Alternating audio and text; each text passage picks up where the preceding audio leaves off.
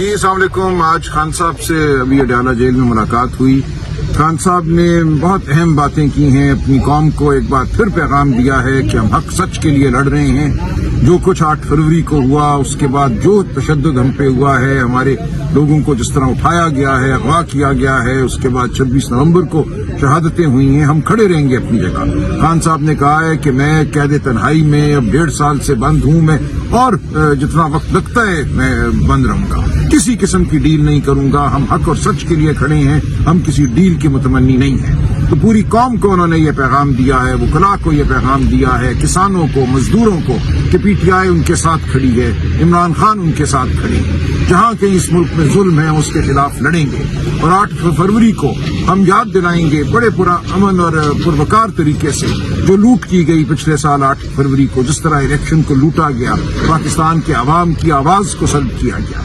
خان صاحب نے کہا کہ دیکھیں وہی قومیں دنیا میں ترقی کرتی ہیں کہ عوام کی آواز کو سنا جاتا ہے، ورنہ اشرافیہ اوپر بیٹھے ہوئے کچھ لوگ بٹور کے پیسہ ملک سے باہر لے جاتے ہیں اور ملک غریب سے غریب تر ہوتا جاتا ہے، ملک کی عوام غریب سے غریب تر ہوتی چلی جاتی ہے. تو یہ ہے ہماری جنگ پاکستان کی عوام کی فلاح کے لیے ہے، پاکستان کی عوام کے حقوق کے لیے ہے. اور اس جنگ میں ہم ہر ایک کو دعوت دیتے ہیں ہمارا ساتھ دے. تمام سیاسی پارٹیوں کو، تمام تنظیموں کو، بنیادی حقوق کی جو تنظیمیں ہیں، جو مزدوروں کی تنظیمیں ہیں، کسانوں کی تنظیمیں ہیں، جو صحافیوں کی تنظیمیں ہیں، جو پیکا کے قانون کے ساتھ صحافت کا گلا گھونٹنے کی کوشش کی گئی ہے، ہم اس کے خلاف بھی کھڑے ہوئے ہیں. ہم 26ویں آئینی ترمیم کے خلاف کھڑے ہیں جس نے عدلیہ کو مغلوب کرنے کی کوشش کی ہے. جو خط لکھا ہے اسلام آباد ہائی کورٹ کے 5 جج صاحبان نے، جو اب اسلام آباد ہائی کورٹ پہ پھر حملے کی تیاری ہے، ہم اس کے خلاف کھڑے ہیں. تو ہم حق سچ کے لیے کھڑے ہیں. ہم سمجھتے ہیں پاکستان کا مستقبل بہت تابناک ہے، لیکن اس تابناکی کے لیے ہم سب کو جدوجہد کرنا ہوگی، ہم سب کو اپنا حصہ ڈالنا ہوگا. خان صاحب نے آج پھر دہرایا جو ان کی اپیل ہے بیرون ملک پاکستانیوں سے ریمیٹنسز کے حوالے سے. انہوں نے کہا یہ ایک آواز ہے، یہ آواز بلند کرنے کا ایک یہ طریقہ ہے کہ پاکستان میں جو اس وقت نظام چل رہا ہے، جو ظلم کا نظام، جھوٹ کا نظام چل رہا ہے، وہ آپ کو قبول نہیں ہے. تو اس کے لیے اپنا حصہ ڈالیے، اور جو ہم کر سکتے ہیں پاکستان میں فلاح کے لیے، پاکستان میں ترقی کے لیے، پاکستان میں حقوق کی بحالی کے لیے، وہ ہم کریں گے. ہر قربانی ہم دیں گے. بہت شکریہ. سر 8 فروری احتجاج کے حوالے سے خان صاحب نے کوئی ہدایات جاری کی ہیں؟ دیکھیں 8 فروری کو سوابی میں ہمارا بڑا پرامن پرشکو جلسہ ہوگا، وہاں ہم اپنی بات دہرائیں گے.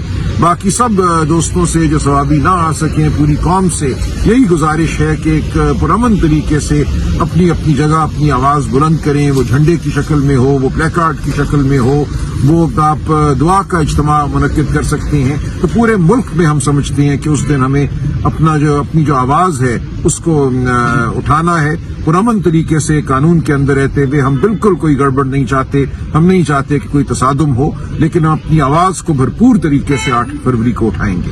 سر 8 فروری کو مینڈیٹ چوری کے 1 سال پورا ہونے والا ہے. جس طرح پاکستانی قوم نے نکل کر ووٹ دیا ظلم جبر کے بعد، سر 8 فروری الیکشن کمیشن کے جو ہیں سکندر سلطان راجہ، ان کا مدت ملازمت بھی پوری ہو چکی ہے. نئے چیف الیکشن کمشنر کا نام بھی سامنے نہیں آ رہا. عدلیہ کا نظام آپ کے سامنے.